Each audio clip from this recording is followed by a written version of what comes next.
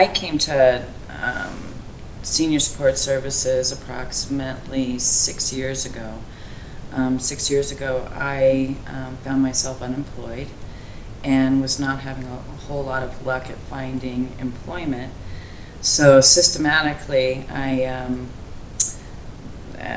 dwindled through my savings, lost my house, lost my car, and my daughter and I were technically homeless for about 6 months. And during that time, I was also, I didn't want to sit around and do nothing.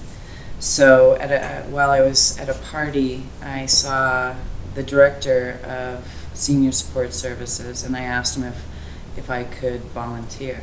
And that's how I came to know Senior Support Services. Senior Support Services serves, well, about 90% of its population lives well below the poverty line. Of that population, all of the people that we serve at Senior Support Services are either 55 and older. The breakdown from an ethnic standpoint would be it's around 40% black, 40% white, and we have around 10% either Hispanic or of Asian or Indian descent. Of that population, 25% of our people are women and 75% of our population are men. Again, 40% of our homeless population are veterans. So it's a real mixed bag of America. Senior Support Services is open from 7 to 7 each day, with the exception of Saturday. Sunday we only have a limited day, which is 11 to 3. Monday through Friday we serve 3 meals a day. Morning is cold cereal, milk, toast, which is supplied by Senior Support Services, and then a lunch is about anywhere from 125 to 165 lunches are served to the senior population in Denver. Half of those are people who 55 to 60 years old, and the other half are served to 60 and older, and they are served a hot lunch by the VOA. And then dinner is 100% supplied by the kindness of the community. My name is Diane Smith. I am from Connecticut, and I'm here in Colorado with the Colorado Vincentian Volunteers. It's a program where they take 20 young adults, and we're all placed at different sites throughout Denver working with underserved populations. It's a great opportunity. My background, I'm actually studied undergrad in physiology and neurobiology, and then in the fall we'll be starting up medical school. Kind of my interest has always been working with seniors though, which is how I wound up getting placed here. And the long-term goal is to go into geriatrics. In terms of what I actually do here during the day, it really varies a lot depending on the clients, what they come to me with their needs. This morning I was going through an online bankruptcy course with a husband and wife, and that's just one of the many things. More typically I help out a lot with the utility assistance program, with helping clients figure out where they can find rental assistance, how to get different medical coverages, how to find transportation to different things. Some of the more important things that we help with aren't necessarily locating services, but just being there for someone and being a friend for someone.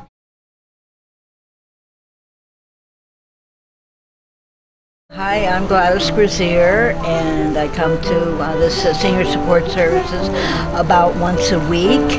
And to me, it's like a clubhouse because everybody here is of the same vintage and have the same kind of problems, like health, no teeth,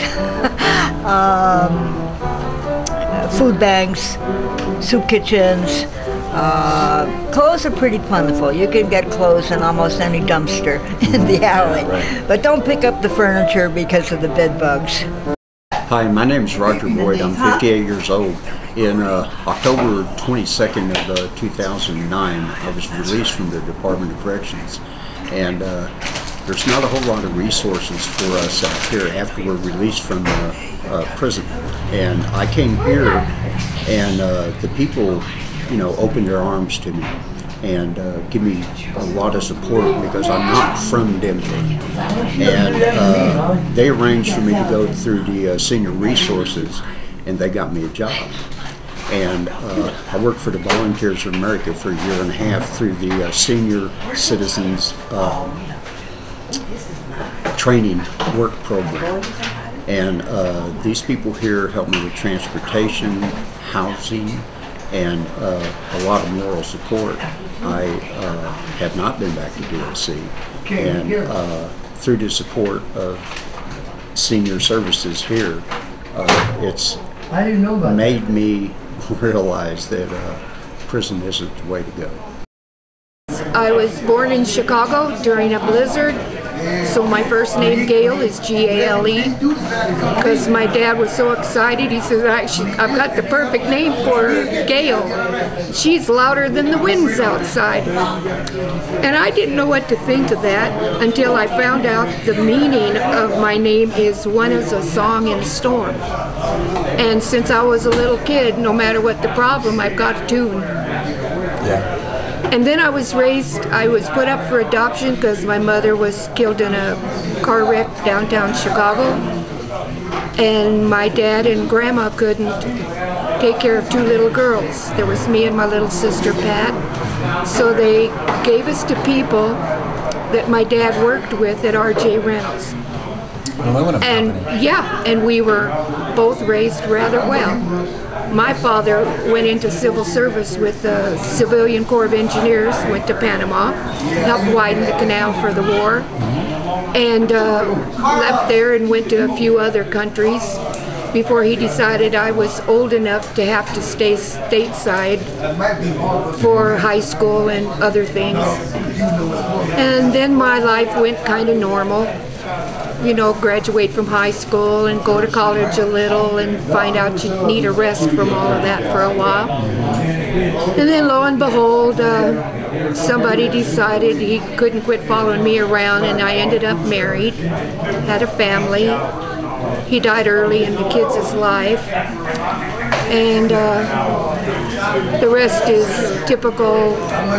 Well, not typical. I had wonderful parents that taught me how to think, how to discipline myself. I never ran from responsibility or anything. I found it was very credible and rewarding at the end of whatever I was expected to do. Hi, my name is Larry Wells. I lost a job in 1999 from technology getting better and better, and so those jobs aren't available anymore. I was on the street for about 6 years, and I came to this place because I was of age to have some help done by these folks, and they offered a lot of help for me. They helped me get housing because I didn't have any, and they gave me some legal advice for getting Social Security, and I did get meals here because I wasn't eating regular, and when I did eat regular, I had to ask for help to do it. And this place offered it to me without me asking, and I was very grateful for that. But all the help, and I've gotten clothes from them that were donated here, and once a month you can get a few canned items and cooking items to help support yourself. And it was all donated by other places, and I come down just to talk with people, and we get good advice from each other, and we give each other advice and give us some moral support and some friendship, and it's a gathering place for folks that have had problems in the past or don't want to have them in the future. My name is Marva Chalbert, and I started coming to Senior Supports here about 2 years ago. But I'm also employed here. I've been employed here for a year, and I can't begin to tell you how this has helped my outlook on life. My ambition is to work here for as long as I can, to help as many people as I can, and do, because I'm a people person, and I love people, and I understand a lot, because I've had a lot of things happen to me in my life that were through no fault of my own, so I can relate to these people and understand exactly what's going on with them. My name is Richard Mendieta. I've been coming here for almost 2 years. I'm glad that Senior Support is here because they are, when available, they are ready to help any of us who are in helping need of whether it be rental assistance, utility assistance, medical assistance, all kinds of services, transportation. Everybody's super friendly. They feed us 3 times a day, breakfast, lunch, and dinner, 5 days a week, closed on Saturdays, and on Sundays we can eat lunch. I grew up in Corpus Christi, Texas. I'm Hispanic. I came from a very abusive family, but got lucky and got a scholarship to the University of Riverside in California, which I attended. Got married, have a son, and after my divorce, I came to Denver, Colorado, because I'm a ski bum. And I skied the mountains in California before I came to Colorado.